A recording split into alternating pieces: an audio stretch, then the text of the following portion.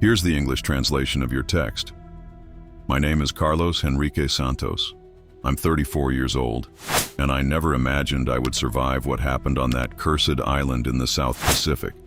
The plane I was traveling in crashed after a series of violent turbulences, and I was the sole survivor. I remember waking up on a deserted beach, surrounded by wreckage from the Boeing 747. My body ached in every inch, but I was alive. The island seemed completely isolated, with no signs of civilization. The trees around me formed a dense green wall, and the silence was deafening. On the third day after the crash, something strange began to happen. The sky, once blue and clear, started changing in a way I had never seen before. The moon, normally white and serene, turned into a blood-red disk, as if bleeding in the firmament. The sun, inexplicably, began to darken. It wasn't a normal eclipse. It was as if an invisible force was sucking away all its brightness, leaving a grayish, morbid hue in the air. That was when I heard the first sounds. They weren't natural. They were moans, dragging footsteps, a visceral noise that sent chills down my spine. The first zombies appeared among the trees, emerging like living nightmares. They weren't like the ones described in movies. They were something far more terrifying. Their flesh was in an advanced state of decay, yet they moved with supernatural agility. I quickly realized they weren't slow like in classic films. These zombies could run, leap, and seemed to possess a primitive intelligence. Their eyes were completely white, devoid of irises, and emitted an eerie green glow in the darkness. The hordes came in waves, first dozens, then hundreds. The sound of their movements was deafening. A mix of moans, bone creaks, and a guttural hiss that seemed to come from the depths of hell. My only refuge was a small cave on the slope of a rocky hill. I had with me only a survival knife I found in the plane wreckage and some limited supplies. Every night, the blood moon pulsed in the sky, as if watching my struggle for survival. The zombies surrounded my hideout, tightening their siege with each passing hour. On the fourth night, something truly inexplicable happened. The zombies began displaying behavior that went beyond a simple hunt for human flesh. They seemed organized, as if responding to some telepathic command. I saw leaders among them, larger creatures with strange markings on their bodies, coordinating the movements of the others. Their heads moved in sync, as if sensing something I couldn't perceive. The celestial phenomenon intensified. The blood moon now pulsed in such deep red tones that it bathed the island in a macabre glow.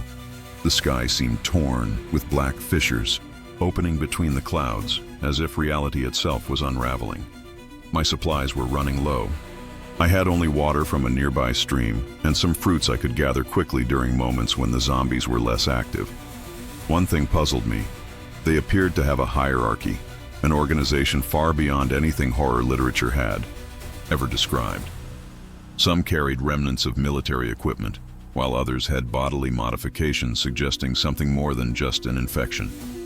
The night was just beginning, and I knew it would be the longest and most terrifying of all. On the fifth night, the impossible happened. The zombies began using rudimentary tools. I saw some building a structure using debris from the plane wreckage and tree branches. It was as if they possessed a collective intelligence, a purpose beyond mere hunger.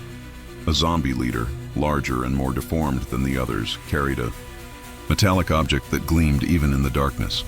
It looked like a fragment of something technological, perhaps part of a scientific or military device. The sky remained apocalyptic. The blood moon now rotated slowly, creating hypnotic patterns that made me question my own sanity. Strange shadows danced on the rocky walls of my cave, forming figures that seemed to watch me. My physical endurance was at its limit. Old war wounds, remnants of my time as a soldier, began betraying me. Every movement was a battle against exhaustion and fear. The zombies seemed to be preparing something. Their movements hinted at a greater plan, something beyond mere survival. They arranged themselves in circles, performing bizarre rituals that resembled ancient tribal ceremonies, but with an indescribable horror. A deep sound began echoing across the island. It wasn't natural. It seemed to come from the depths of the earth, a roar that made the zombies move in perfect synchronization. On the sixth night, the true horror revealed itself. the zombies, began a ritual that defied all logic of reality. The zombie leader, with his partially metallic, partially organic body, raised the strange fragment he carried. A dimensional rift began opening at the island's center. It wasn't a portal like in movies. It was a wound in the very fabric of reality.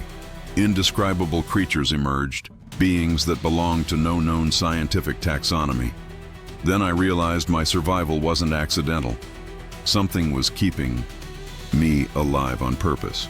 I was an observer, perhaps even a necessary element in this cosmic transformation.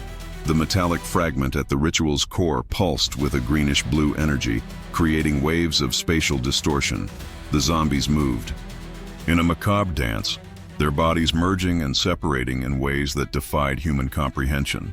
The blood moon now covered the entire sky, transforming into an organic membrane that pulsed like a giant heart.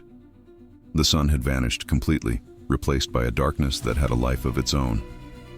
My mind struggled to grasp what was happening. Was this the end of humanity? An invasion from another dimension? Or something far beyond our understanding?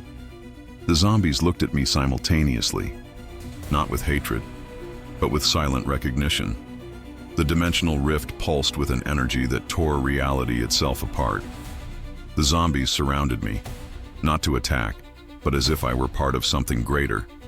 The zombie leader, a creature blending alien technology with rotting flesh, reached out toward me. In that moment I understood. I wasn't just a survivor. I was chosen. A greenish metallic energy began enveloping my body. My consciousness expanded beyond human limits. I saw fragments of parallel realities, dimensions existing beyond earthly comprehension. The zombies weren't just the undead. They were heralds of a cosmic transformation, messengers of a mutation transcending human existence.